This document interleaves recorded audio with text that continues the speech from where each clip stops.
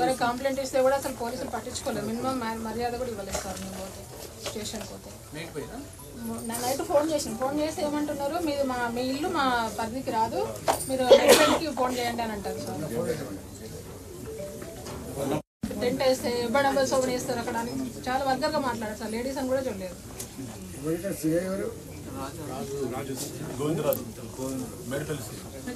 చేసుకుందామని night tents మంచిగా chairs అవన్నీ తెప్పించి ఏసీ చేసుకుందామని మూడుకు 10 మంది వాళ్ళు వచ్చి మా మీద దౌర్జన్యం చేసింది సార్. కొట్టడానికి మీది ఉరుకొచ్చుడు, రాళ్ళు పట్టుకొని ఉరుకొచ్చింది సార్. మేము ఏంటిది అని మేము పిఎస్సి కంప్లైంట్ ఇస్తే పోలీస్ వాళ్ళు మేము ఇచ్చినాక 1 అవర్ తర్వాత వచ్చింది సార్. అప్పటి వరకు వాళ్ళు చంపాయింది సార్. నైట్ 12 దాకా తిరిగింది సార్ వాళ్ళు ఇట్లా 3 టైమ్స్ సార్ ఇట్లా చేయడం పెట్టి సిపికి కలెక్టర్కి తొమ్మిది శ్రీనివాస్ రెడ్డి గారికి తర్వాత కలెక్టర్ కోటి సిపి కోటి తొమ్మిది శ్రీనివాస్ రెడ్డి గారి కోటి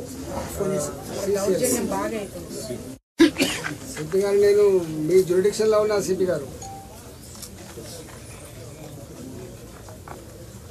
నేను ఒక ప్రెస్ మీట్ పెట్టినది మీకు పంపిస్తాను ఇప్పుడు 5 నిమిషాలు 2 నిమిషాలు పంపిస్తే చూసుకో. మిమ్మల్ని లేకపోతే ఇంకేమైనా అంటే చెప్పండి, మీరే కదా మా ప్రజలకు రక్షణ కల్పించలేదు. ఏం చేస్తాను చెప్పి మేమే రక్షించుకోవాల్సిన పరిస్థితి. నేను ఏకశిలా నగర్ ఉన్నాను. మీ సిఐ అంటూ అడుగు ఏమైందో ఇక్కడ చెప్తాను.